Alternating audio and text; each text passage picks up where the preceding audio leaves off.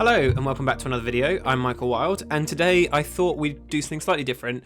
This is my entry to the Meet Matte Substance contest thing, and I thought I would go through that, show how I made it. It's been a while since I've used Substance, so when I saw this contest was finishing pretty quickly, I thought, oh, that's a great way to jump back in and learn Painter and Designer again. I don't, however, have the file, so what we're going to be doing today is recreating it from scratch. The file, I did this at work when I had downtime, and I can't take that file from there, so we're going to basically recreate it from my own reference and hopefully from memory and try and get something that looks like this. I'm going to go through Displacement, which is a new feature of Substance Painter, the Subsurface, which was super important for this kind of porcelain lookingness of this design. And yeah, we're just going to kind of recreate from scratch. So the original took me about 2 days in total. So we're going to blitz it. It's not going to look quite as complete. This bit, which was all hand painted, probably not going to go into anywhere near as much detail, but I'm just going to go through the overall process of it all, share some tips along the way, I guess. So let's get started. First things first, we're going to go into Substance Painter. So this model is available on Substance's own website. The only different thing that I've done is it came in as an FBX with different kind of groups. So I've taken it into Maya and just quickly split it into different UDIMs just for rendering and stuff. If you were to render it in Arnold or a different piece of software, I'd find UDIMs much easier. But in Substance, it doesn't hugely matter.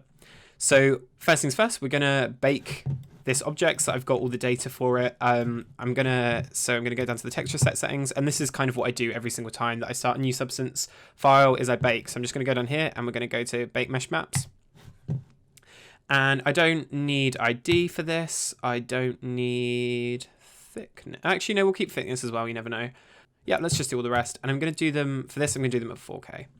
So I'm going to keep everything by default as it is at the moment. I don't have a high poly mesh, so I'm going to click use low poly as high poly.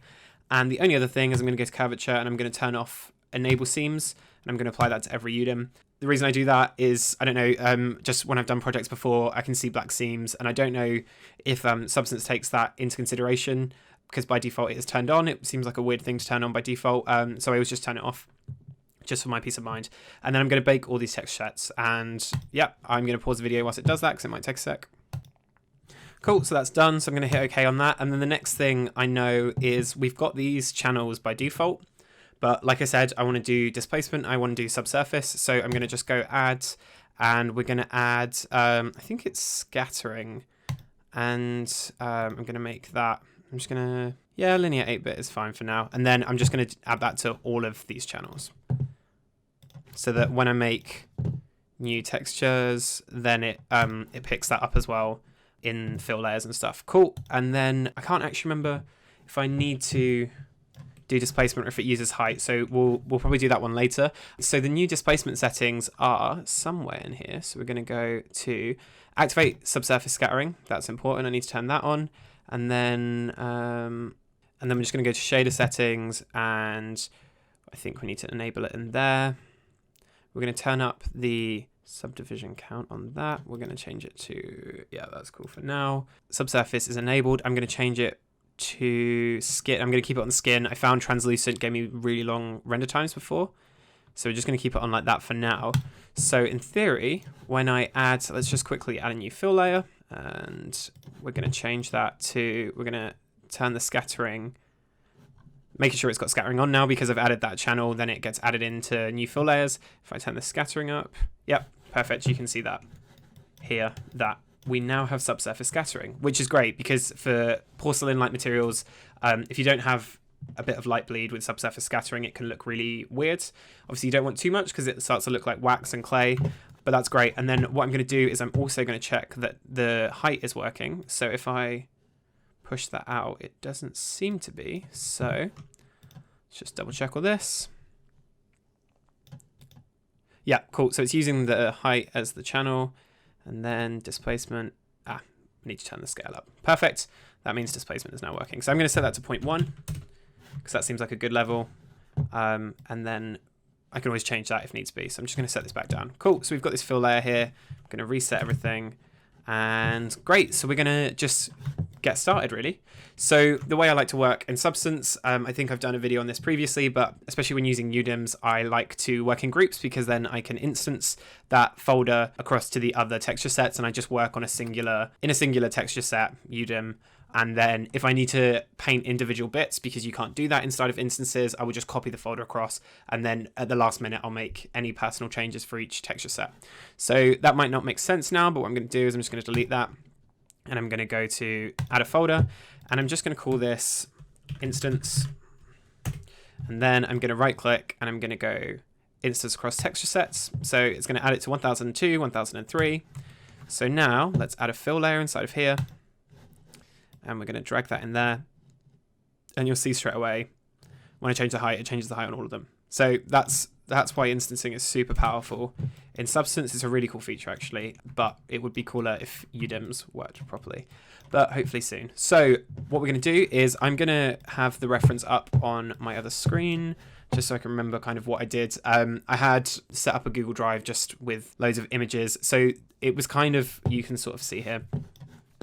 It's based, the actual pottery is kind of based on Chinese, like that white and sort of royal blue pottery kind of plates that you get. My nan used to have them in her kitchen, and I used to just stare at them in these like designs that were very simple but very built up when you looked at them. So if I find one for reference, you can kind of see here, stuff like this. These sort of things is what I was inspired by. So it's worth mentioning as well, there was this Substance live stream a while ago that did this Japanese style of it. So I watched this and got some inspiration for how to kind of make shapes, because I'd never really made shapes before. If you were interested in that, you can go on here. They make a lot more complicated things. The only thing I really made was leaves, just to kind of put about. But this was really cool. And yeah, I didn't watch a huge amount of it, but yeah, Substance is really good actually on their YouTube channel of doing learning, so you might learn more from them than me.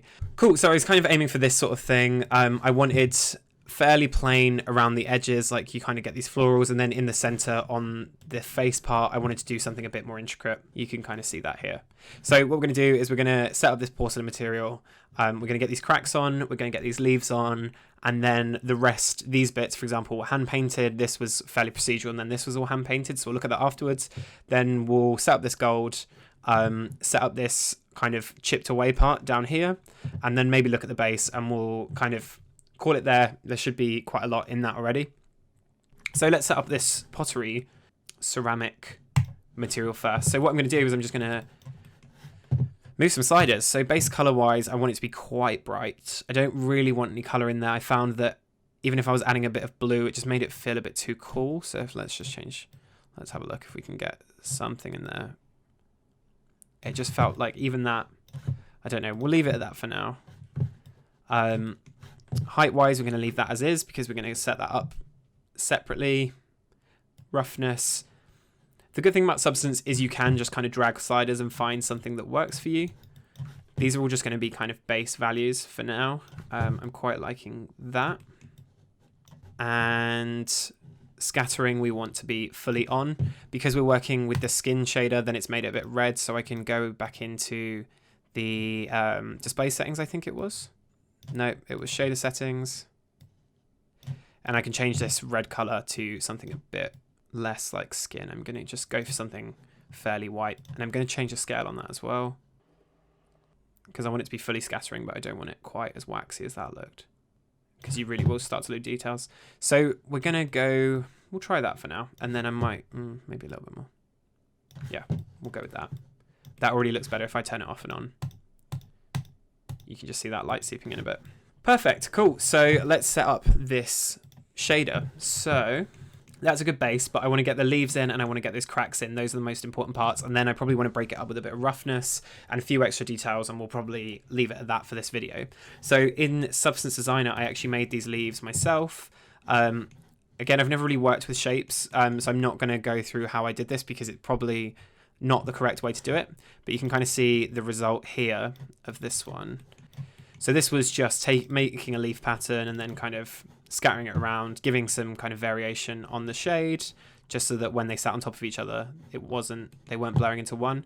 So that was how I made those leaves, and then I'm just going to procedurally place those. And then for the cracks, again, no master in Substance Designer, so I'm not going to sit here and go through it, but I just kind of made some abstract shapes and was using a directional... was it directional warp? I was using an edge detect to kind of get those, a bit of warping, blending a smaller one together, doing exactly the same kind of thing, and then I kind of got this cracking. Painter does have some procedural cracks, but I found they were a bit hexagonal. So you can see here with cracked porcelain, it is quite square. It's not like a cracked desert, which is more like triangles and a bit more fractally. So yeah, I knew that for that I had to make my own version. So yeah, I just blended. I had a large version and a smaller version, and then just blended those together. And that gives me these cracks. So what I'm going to do is I exported these as JPEGs, and I'm just going to load them into Substance. So to do that, you just right click here, you go export output as bitmaps.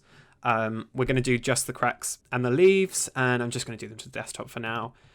TIFF is fine. Yeah, let's do that. Then when that's exported, I'm going to go to Substance. I'm going to go import resources, add resources. So import those. And then it's going to ask me where I want to put them. I'm just going to do, let's have a look. I'm going to tell them that they're textures. And for now, it's just going to go in this current session. And I'm going to import that. Cool. So now I've got these two here that I can start using. Great. So let's get going.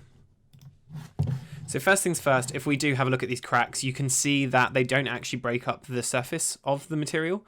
It's more just color detail. So this could, rather than actual cracks, could be like raku firing or a purposeful kind of look rather than it's smashed. So for this, I'm not going to put it in displacement. I'm going to put it in color, and there it's not even breaking up the spec as well. So I'm just going to throw that into another fill layer now. So what we're going to do is we're going to call this one base porcelain. And again, inside of this folder, because it's being instanced, I can put other folders. So this is going to be the porcelain material. I can't spell porcelain. I'm probably going to do it different every time. And then I can put this inside of here. Great. And then what I can do is I can mask off bits that can be porcelain with this group rather than having to mask off everything. So now I'm going to put another fill layer. And on this, we want this to just be color for now, and I can always add more things afterwards. And then I'm just going to drag and drop this cracks on there. And great, it's already started working. So I should probably invert that. Let's see if there's a way to, if I right click, I'm going to add a filter. And that should do it. Filter, I think there's an invert. Perfect, cool. Yeah, because I want it to be black, and so that I can multiply it over rather than the other way around. So now we've got this fill layer here, on and off, and I want this to just multiply on top. I just want the dark values, I don't want the white, so I'm going to change the blend mode of this to multiply, and you can see the slight change there because it's gone on top of this base porcelain color that we've already set. And then I can play with this if I want to change it. But for now, let's set up the scale because I'm not loving that. Also the projection method.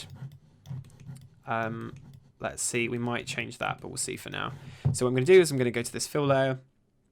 We're going to use UVs for now. Let's just try changing the scale and see if I'm happy with that. If not, we might do a triplanar or something. The stretching here isn't great. Let's see what other kind of ones. What does triplanar give us? Yeah, so personally, I think that's actually a lot better. So we're going to get some seams here, but I'm not overly worried about that, just because we're going to have other details that might cover it. If it does become an issue, I can always fix it. But then we're getting these weird blendings. So maybe planar. No, I'm not a fan of that. And spherical is going to give me very odd results. So yeah, I don't like this because the cracks shouldn't curve. They should be running from top to bottom. So I'm going to use triplanar. And then I'm just going to really bring that down because we want it to be very, very subtle. And I'm probably actually going to use a blur on top of that as well. These lines are a bit too harsh, and if we look at the reference, you can see there's a bit of bleed. So let's make it bleed. So I'm going to add another filter. And we're just going to choose a blur. I'm going to bring the value up a bit, just so I can see it better. That's too much. So what I'll probably do actually is I will probably do two versions of this so that I can get one like this to be that kind of soft bleed, and then I can add another one on top that's got that really harsh line because I still want definition in there. So I'm going to call this cracks, and I'm just going to duplicate this. So let's duplicate that layer, and on this one, if I turn off the blur, great, so that looks quite nice. So then I can play with the different values of each of these. So that is way too strong, but kind of get the idea. Although I don't know how I feel about the scale of that. It might be... Maybe it's alright. Let's just turn that one off and try playing with the scale and see what happens. Yeah, I'm going to make it slightly bigger. I'm going to make it 1.59. 1.59. That's the annoying thing with duplicating. If you start duplicating nodes like I just did, then you have to make sure that the scale changes on both of them. Otherwise, you'd get weird mismatching like that. Cool. So let's try. The bleed one is going to be quite subtle, and so is that. So we're going to keep it like that for now. I think what is killing it for me a bit at the moment is it's very consistent. It's very everywhere. So to fix that, what I can do is I can mask bits. So I'm a big fan of groups and folders. So I'm going to make another folder and put that inside this porcelain one. I'm going to put the cracks there. The reason I like folders is rather than setting up a mask on each of these that I then have to copy the values for, I can just mask this folder now. So I'm going to call this the cracks. And I can add let's just do a black mask for now. So that's disappeared. And then I'm going to add a fill layer, which I'm a huge fan of. I'm going to go to procedurals and I'm going to find something quite soft, probably a cloud. Is it called cloud in this? I've forgotten. Yeah, clouds 2. Let's try that one. And that should I'm going to change the scale a bit and see if I can change the contrast, and you'll see what that's doing. So you can see now there's bits where there isn't really much cracking. I'm going to change the base color and you'll be able to see that a lot better. But that contrast is too much and the balance isn't quite off. So I'm going to set it something like that and then change the contrast down. And then let's have a look back at that. Material. Yeah, so that's actually really quite nice. I quite like that. It's not perfect, and I think we need to change so that you have... Let's change the balance of it. Just so that there's not bits where there are no cracks. And then I'm going to bring the whole thing down. Or maybe I want to bring it up, actually. Let's do that. Maybe change the blur on this. Just see what that does.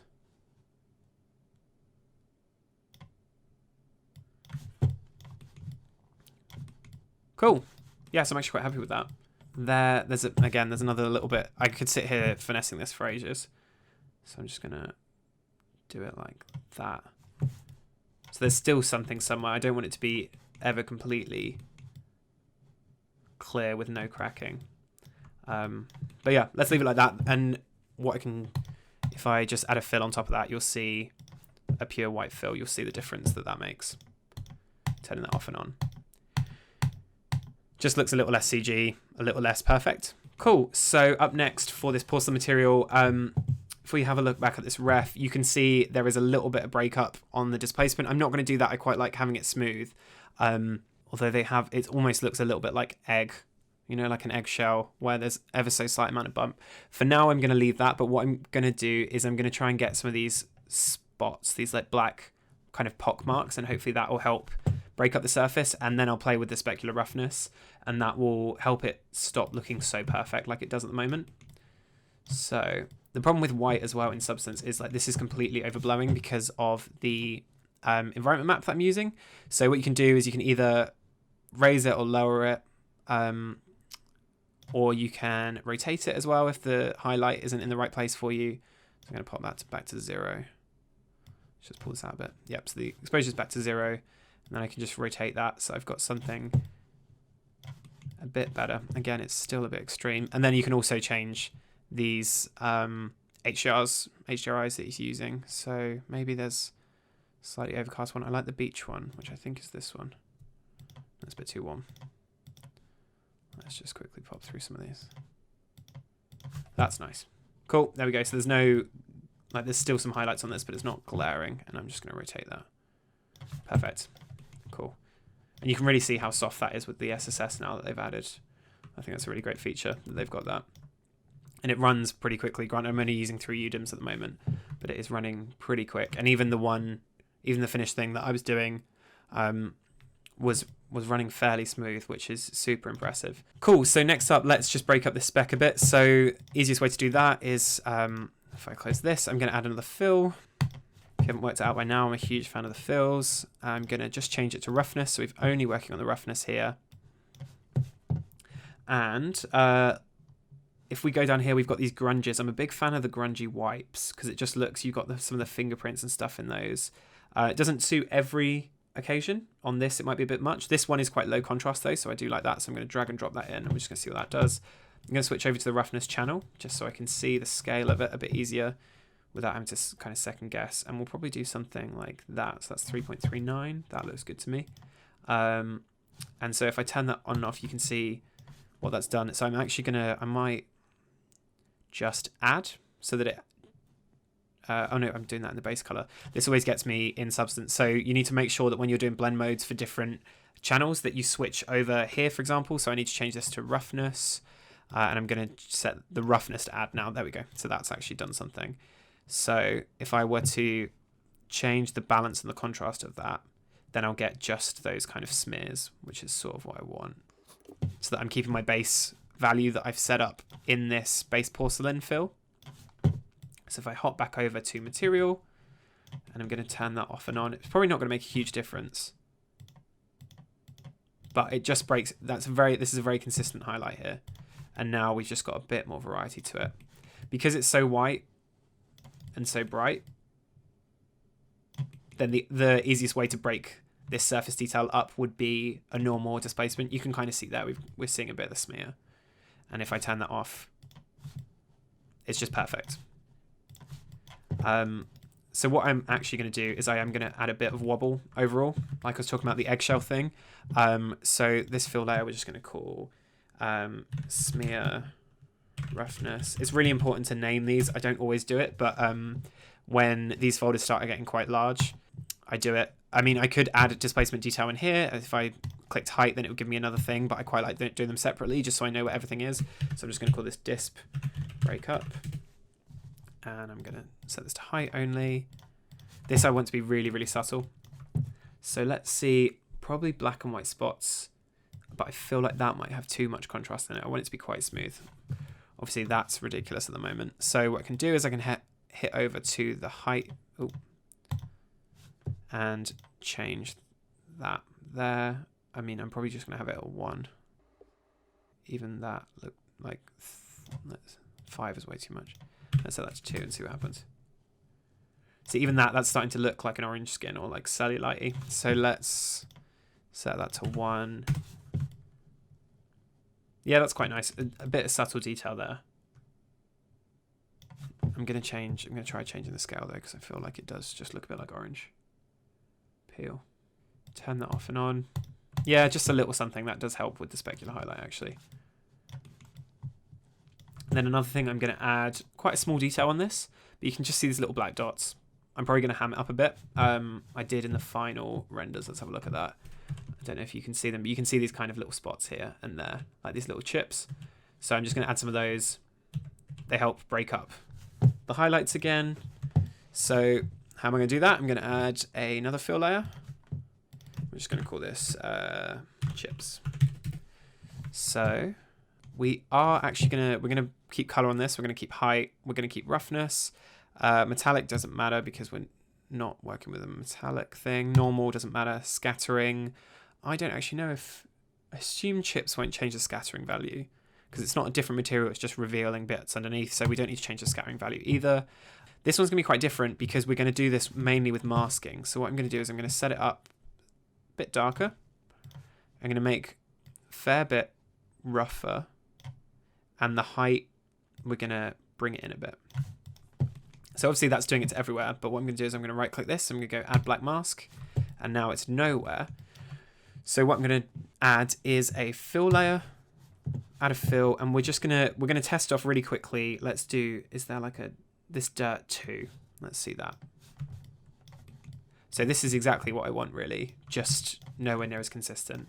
Just these odd little bits that break up the surface detail.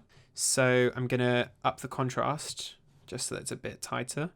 I'm going to up the scale because they're a bit too big for my liking. You can start to see now I'm really losing detail, and that's because I've got this texture set to, I think it's 1K. So I can up that to 2K display, and now I'm starting to see that a bit better. Especially with small details, that's really important because sometimes you can be looking at it at a lower res. You can't really see what your final result is going to look like, so upping it to 2K just helps see that. Do it for a bit and then always hop down if your computer's getting slow, because anything really 4K is really going to take its toll showing that in real time. But that's looking nice. There's just way too much of it. So what I can do is, if we look at the mask here now, so at the top I've been changing to base color, but I'm going to change all the way to the bottom to mask. That's going to show me the mask of this current layer that I'm looking at. So we've got a lot of white here, and I want to break this up. I don't want it to quite as consistent. I just want a few of these. So what I can do is I can add black on top of that white. So I'm going to add another fill. And fill layers inside of masks also have their own blend modes. So I'm going to make it multiply because I want to multiply whatever's black on top. That might not make sense. So for now, I'm just going to turn it to normal, and you'll see what I mean. If you haven't used blend modes before, sometimes getting your head around these can be quite difficult. So I want something with quite a lot of white. I want probably about 50% white, 50% black. I want it fairly even. And I don't want anything with too much detail in it. But I do probably want strong edges, because chips, you don't really get soft chips. It's either chip or no chip. Obviously, I can play with that in the contrast of the fill layer that I use. Let's go for a grunge. Let's try this one. So I'm going to, where's that fill layer gone? I'm going to drag and drop that in. Cool. And then I'm going to, so this was the layer underneath. I'm going to hide that, show that. And then I'm going to multiply this on top. And now you will see, if I change the scale of that, you'll see that it's affecting bits. So I can play with the balance, and basically the black of that layer that I had is hiding some of these chips. So I can just play with these parameters with the balance and the contrast, and I'm getting more and less chips. So on versus off, that's great. Let's have a look at the finished version of that. So perfect. That's really exactly what I wanted. I've got a little bit of detail. Zoomed out, it doesn't look like too much. Obviously, I can play with the balance to get more or less. And I can invert it as well and see if that invert this fill that I'm multiplying on top. But yeah, that's looking pretty good. I actually think these cracks maybe are a bit too much for now, but I'm going to add the gold detail and the blue painting detail, and then I can adjust that later if needs be. So for a porcelain material, it's not perfect by any means, and I spent a lot more time refining this one here, but I don't want this video to be too long, so we're going to move on to the next bit. So let's get some blue painted detail on top. So this is our porcelain mat. We're going to go to add a folder, and we're just going to call this paint. And so this is going to sit on top of this porcelain. So let's open up this folder. We're going to add another fill, because of course, drag it in there. And this fill color, we're going to do just color for now. We're going to set this to the color that we want the paint. So if we look at our reference, we kind of want something it's like a dark kind of ultramarine, quite a royal blue. So obviously I can always change this on the fly if needs be. Let's set, it's got a bit too much purple in it. Let's do that. Cool. So this is gonna be our paint.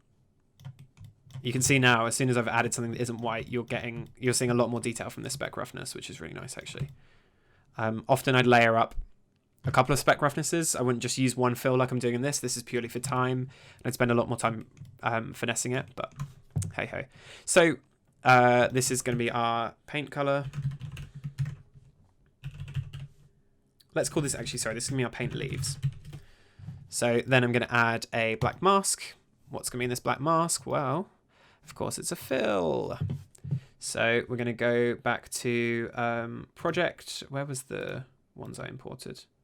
I know it's called, if I just type in leaves, there we go. Yeah, I much prefer Murray's library system than the whole shelf thing. I'm sure it makes sense when you understand it, but to me it does not. Cool.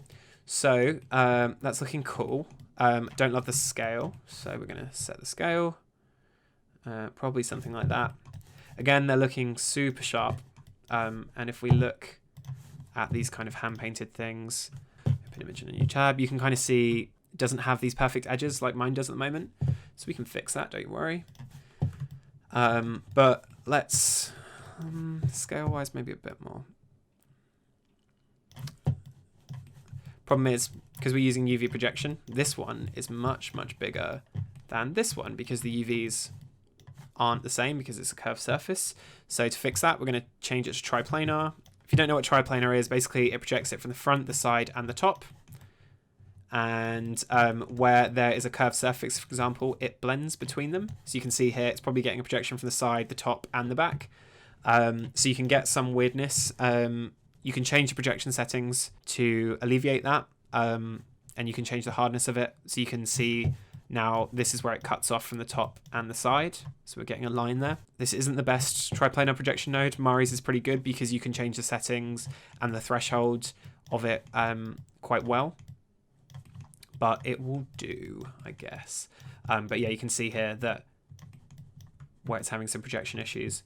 This shouldn't matter because in the final thing, I covered that up because I'm assuming it was a problem. But I added extra stuff here on this curved surface because it wasn't behaving properly. Were there any bits you can actually see where there is an issue with it? So you can kind of see here we've got some softness, but just because of the nature of the design, it didn't matter a huge amount. But for some things, like if you're doing hard surface like bricks, then that can be a big issue. And it can mean a bit of a headache. And sometimes you have to use a triplanar, then potentially hand paint different sections where it just isn't behaving. Cool. So again, what I'm going to do is I'm just going to duplicate this.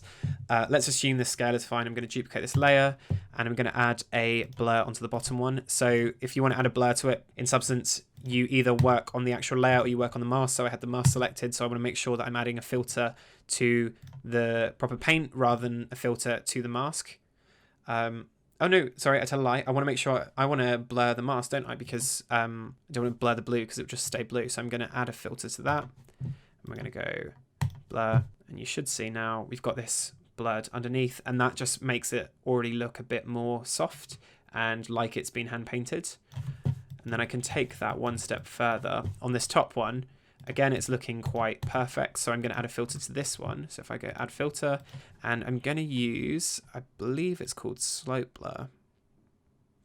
I think they have a slope. Oh, blur slope. It's just the other way around. Cool. So what this does is basically kind of, I don't know the science behind it. Allegorithmic's own videos would probably be able to teach you that a lot better, or its documentation. But you can basically plug in textures that will kind of eat away at the edge. So I'm going to add one. I kind of want it to look like hand painted mistakes, you know, when you like color outside of the line. So I want something a bit brush strokey. So these grunges are perfect for that. So I'm going to try this grunge. I'm just going to plug it in to the, let's try that again, into the noise. We're going to change the intensity. And that just kind of, if I turn that off versus on, you can see what that's doing. It's just making it look a little less sharp around the edge. And I can change, obviously, the quality. I can change the mode as well. You've got this min max, so blur just kind of blurs it. Min max will either add or only take away. So if you don't want to lose volume or you don't want to gain volume, then you can use those. I'm just going to set it to blur for now. Cool, so now I've got that slope blur on there. It's just making it look a little bit more hand painted. I'm going to, if I just up it to 4K, let's just have a look at how that's all looking now. So that doesn't look organic anymore. That slope blur's too much. So it's good that I upped it. So let's try 0.2. It's good that I upped the res. Even that might be too intense. But this can also be the text you're using for the slope blur. I really want it to be quite subtle. So something like that.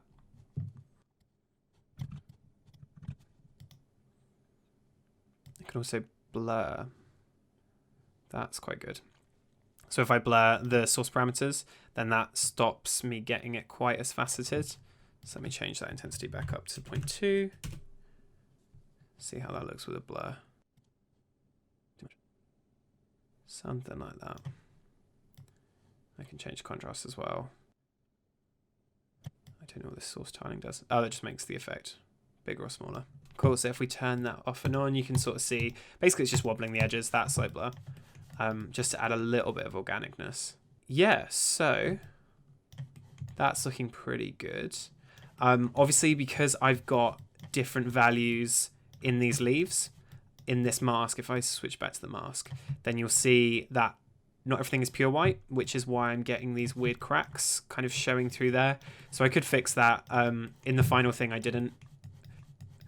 partly because I'm lazy and partly because I didn't notice until I'm recreating this now. Yeah, that is something to keep an eye out for. So if you've noticed that, then well done. You are a better person than I. And so I'd have to look at the reference to see kind of what goes on with, if I can find cracked porcelain with painting on top of it. Again, this video is running way too long already, so I'm just going to leave it as is for now, but I thought that's a good little disclaimer to kind of point out.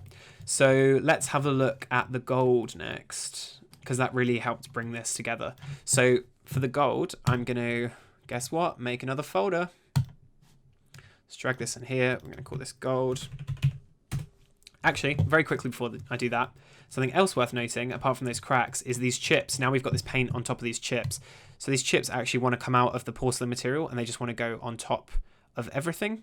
So this way, they will, if they are on top of the leaves, they will be on top of the leaves. Let's see if I can find an example of that. Yeah. So we got one here.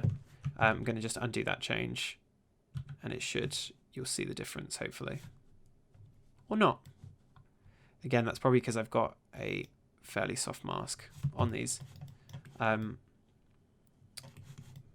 But that's just an important thing to consider, just the stacking of these. So while folder structure is important, it's even more important to make sure that your layers are in the correct order so that things don't look unnatural, especially with stuff like dirt and things like that. You want them to come on the top of everything so that if it's like settled dust or dirt that you pick up, it doesn't look weird if only some bits have got the dirt rather than it covering everything, which is kind of what was happening there with the chips.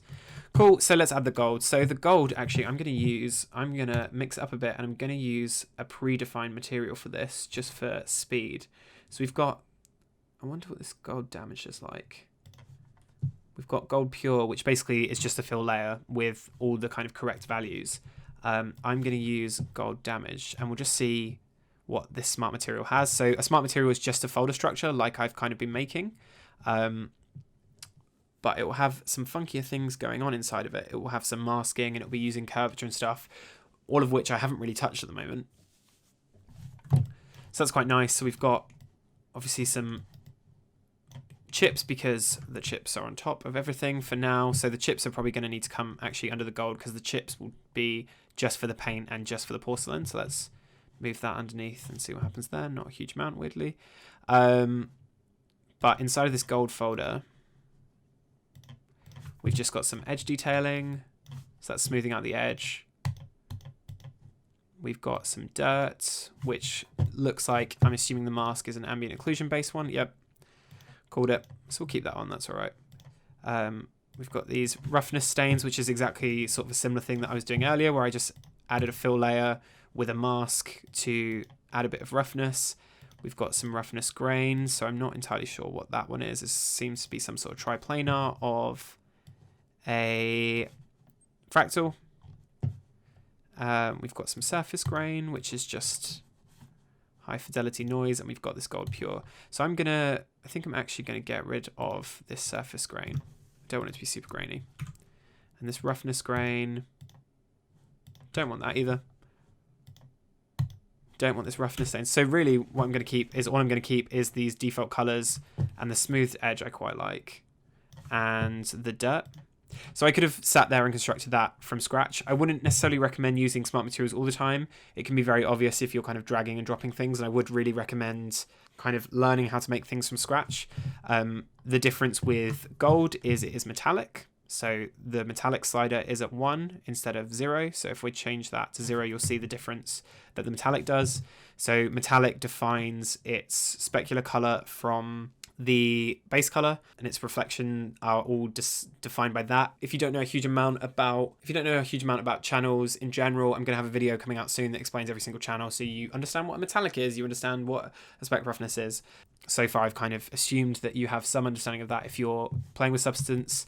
That is one problem with Substance, is people pick it up and they think they know how to texture just because they're changing sliders, which isn't really how texturing works. Especially programs like Mari, it's not quite plug and play as Substance, and you do really need to understand what's going on with channels, with color space, with all that jazz. So I've got a video that I've written, I just haven't filmed yet, about all of that. Super important stuff to know, so subscribe for that.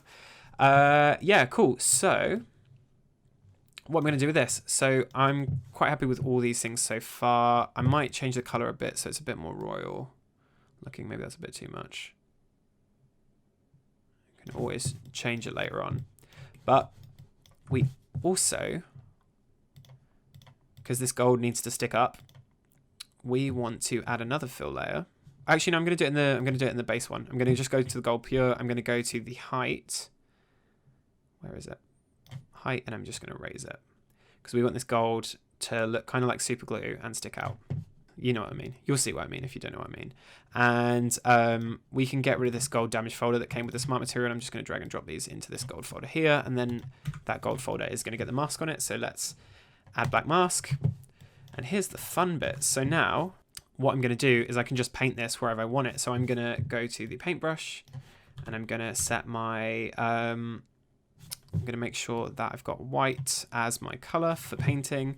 So if I paint now, I'm on base color. Whoops. If I go to material, you will see we have gold. So I'm just going to change the brush size with my square brackets. And if I were to paint, you would see that we get gold, kind of exactly how I have it in here. Just like this. So I don't have my Wacom tablet on my computer at the moment, so I'm going to quickly pause this video and add my Wacom, because as much fun as this would be to paint with a mouse, I would rather die. I have got my Wacom installed and I have a cup of tea. So let's get going, because I am so ready for this. So basically, let's have a look at Kintsugi. Let's see what it looks like. It's always useful. So you can see some of it is quite flat, because for this competition specifically, they were touting the displacement. I did overemphasize it a little bit and made it a bit more like you can kind of see in this one, a bit more raised, kind of looking like soldering. One thing to notice with it as well, like if you were, I don't know if you ever did glitter glue as a kid, or those kind of, when you're doing arts and crafts, you kind of get this raise in the middle, and then some kind of wobbling. I don't really know what you call that. So we're going to want to kind of add that, and I'm going to want to keep it quite imperfect. So let's go to substance, and I found when I started doing this, I was doing it on the actual mesh, and then in the end, I was painting on the UVs. Personal preference, each their own, but I got quite quick at doing this after a while. So all I was doing is kind of just mapping out general areas, and obviously if something's cracked, then you're going to have these shards. So I was just kind of painting in bits, and I can press X on my keyboard to pop back. So say for example I didn't like this, and I can just keep switching between the masking modes. This is way too raised, so I'm going to lower this in a minute, but for now it's alright. Strange that this isn't quite as raised there, but that's kind of done it. So then if I go to base color, I don't have that displacement anymore, so I can just see it a bit better, kind of the mask. So I'm just going to sort of wob it up, as my friend in Vancouver used to say. I need it a bit more wobby. So just like that, I'm going to I can go to mask as well to see it even better. I just want to imperfect this line as if somebody is hand doing it rather than somebody with their Wacom tablet is doing it. So I'm just going to change the thickness of lines, make it a little less perfect. Maybe add the odd dollop here and there as if you've mucked up a little bit. Something like that. And then here, when something shatters, obviously it isn't perfect, so it's going to have a couple of shards. I can make that a bit smaller and just do it like that. Then this line, obviously I want it to follow on for now, so I'm just going to do that. And I'm going to make this really quick, and probably what I'll do is I'll just get on with this and maybe speed it up afterwards.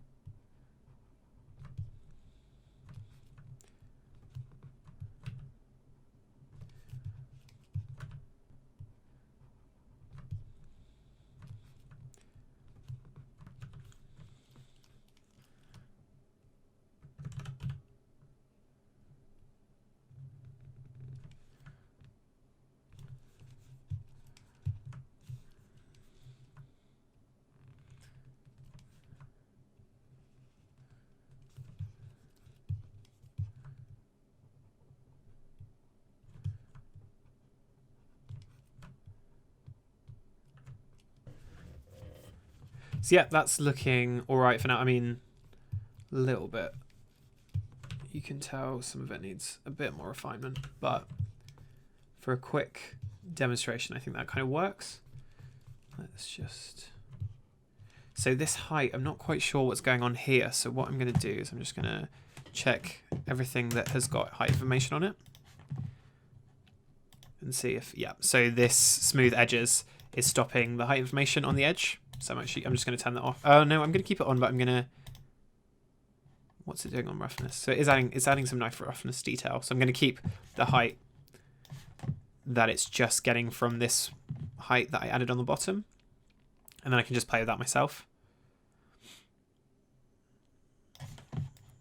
Don't want it to be too much, but I also don't want it to be too subtle.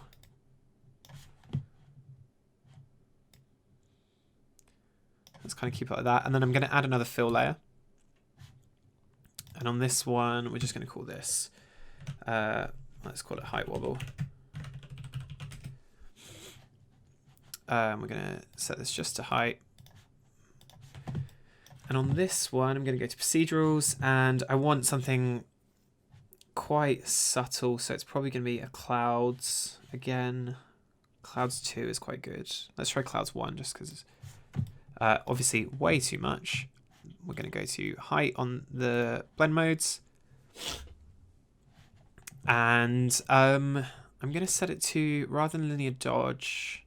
No, let's set it to linear dodge. I don't want it to go in any further, but I want it to stick out more. So let's do that. And I'm just going to change the blend mode and see what that does. Oh, it is going in a bit though. Weird. Linear dodge should just add. Overlay should send it in.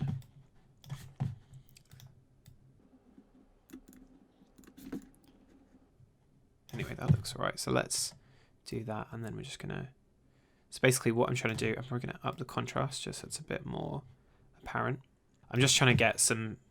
As if it's kind of like, you know, when you pour something and it kind of... I just want it to look a bit more organic, basically. Like, I'm quite liking that, but it's obviously way too much.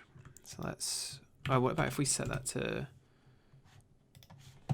Let's see what's going on with the height map.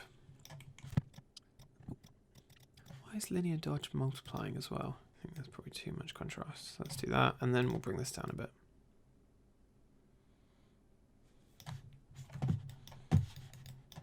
No, that's still way, way too much. It's just coming from that, isn't it? So let's just set that to... Let's just try 2. See what that does to it. I'm going to up the contrast a bit so it's a bit more... Maybe that clouds... That was clouds 1. Let's try clouds 3. And can we change the scale? Maybe it's just the scale needs changing. Right, yeah, see, that's looking a bit more like what I wanted it. Ooh, too much. Come to 3. Scale's probably a bit too granular there. So I'm going to play with that height a bit more on the base. I think because it's a bit too consistent, I might... Yeah, what I'm going to do is I'm going to set this to 0. And then I can add another fill layer before that wobble. And this way... Oh, no. I want a fill layer. So let's call this height. I can set my own... What we'll do is we'll do a very soft clouds, just to add a bit of difference. And then I'm going to leave it as is, but I'm going to add my own levels. So this way I can set the top and the bottom value. So we're going to change it to height here. And so this is what it is by default, 0 to 1. So we don't want it going any further than that. So we kind of want the minimum to be, let's do 2.1. And the max to be... So that way, it's never completely flat, but it's also not exactly the same. And then if I want more or less contrast, I can just move those values. It's working actually quite well. Again, it is really subtle, and it's not particularly showing off the power of the new displacement function inside a substance, but kind of aiming for something like this. So you might have noticed as well, these edges obviously are a lot tighter because the displacement and probably because of the brush I'm using. Let's try just quickly testing a much harder brush. I didn't change that to begin with, so let's pop back to our gold mask and see if that changes it at all. But it didn't before, so what I'm probably going to end up doing, I mean, that's slightly better, but you can still see it here on the edges. This really should be gold as well. because it's either gold or not. There shouldn't be any blend between the two. So the way I cheated that before is what I'm going to do is I am going to basically copy this again. Not the most efficient way to do it, but definitely the quickest to fix this. So I'm going to duplicate this layer. I'm going to just call this gold edge. And obviously this is going to double up for now, but we're going to fix that. And I'm going to delete the mask. We're just going to add black mask, so that gets rid of everything. And we're going to turn off any height information this gets. So I'm just going to go through these and make sure that none of these have got height. This doesn't have height. We're going to just remove this layer altogether, this height one, and this one doesn't give it height. Because we don't want to add any height data now. We just want to make the edges that are sticking out a bit more golden. So I'm just going to go here, and what I can do now is, in theory, yeah, there we go, cool. So now I could just go in and hand paint bits like that. And that way the edges now are golden as well. Not the quickest thing to do. I'm going to make sure the alignment, I'm just going to set to alignment to, let's do to UVs. And then this way. I think that's what was causing the issue there. So yeah, all I'm going to do is I'm going to speed up me quickly doing this just to get the edges a bit nicer. So the reason I'm hand painting this, so what I could have done is, because I had that mask, I could have just kept that mask and then added a filter to add a levels so that it kind of pushed out a bit. One thing I like about kind of hand doing this is it gives you a much more organic mask to it. If we look at the reference here, then you can kind of see some bits that are flatter. They feel like they're flatter, but the gold still is leaking onto the surface. I could just play with the levels of that mask that was there for a quick bit of automation. And probably that is actually the quicker and more sensible way to go about it. But this way, I just get a bit more bleed. And it just looks ever so slightly more organic. But you can really see the difference that that's making versus this underside, which that just looks weird that it's softly blurring.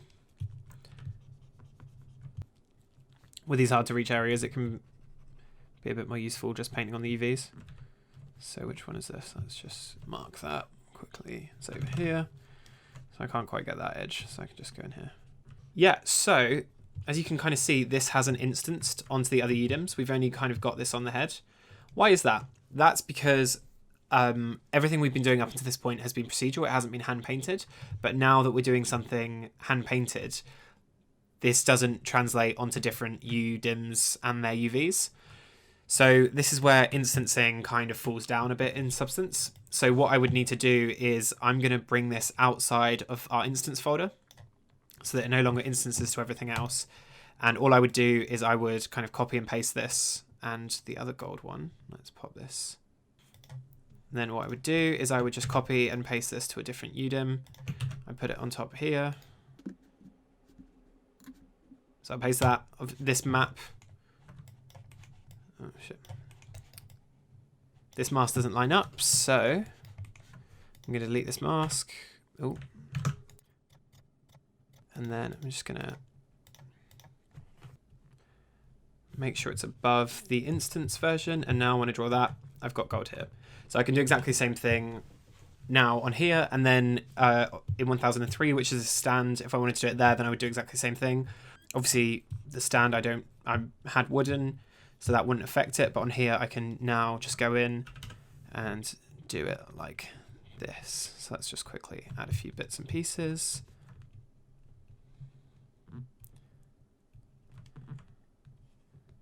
It's actually quite fun doing this.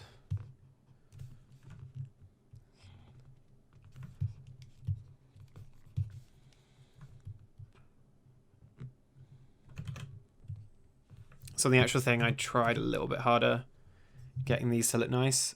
I also put a bit more breakup on the individual, like a little bit more high fidelity on that. Looking at this reference, probably doesn't quite look like that. So I think I probably did that just to make it look a bit more interesting, because this looks, currently it looks a bit flat.